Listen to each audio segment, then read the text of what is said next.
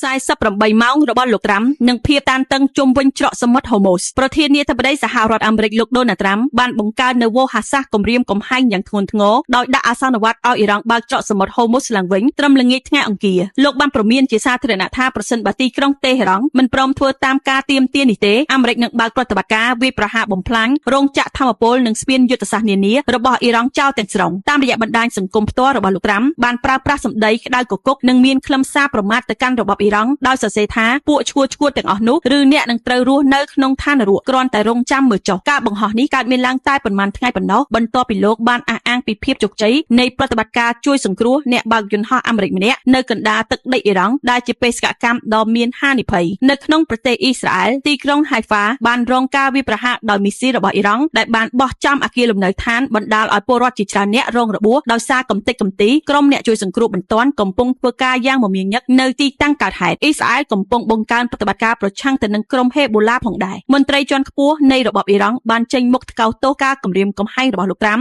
ដោយអះអាងថានាយករដ្ឋមន្ត្រីអ៊ីស្រាអែលលោក Benjamin Netanyahu កំពុងបញ្ឆោតសហរដ្ឋអាមេរិកឲ្យចូលទៅក្នុងសង្គ្រាមដ៏គ្រោះថ្នាក់នេះទីក្រុងតេហេរ៉ង់នៅតែរក្សាជំហររឹងមាំដោយចាត់ទុកថាការវាយប្រហារលើហេដ្ឋារចនាសម្ព័ន្ធស៊ីវិលគឺជាទង្វើដ៏ព្រៃផ្សៃហើយថាខ្លួននឹងមិនចុះចាញ់ចំពោះអាសន្នវត្តណាមួយនោះឡើយពិភពលោកកំពុងស្ថិតនៅក្នុងភាពតានតឹងដង្ហើមជាប់គ្នារងចាំមើលថាតើនៅវេលាម៉ោង 8 យប់ថ្ងៃអង្គារម៉ោងនៅទីក្រុង Washington តើនឹងមានការសម្របសម្រួលតាមផ្លូវការទូតឬការផ្ទុះឡើងនៃភ្លើងសង្គ្រាមថ្មីមួយទៀតដែលនឹងធ្វើឲ្យស្ថានភាពនៅប្រចាំបូព៌ាកាន់តែធ្លាក់ដុនដាប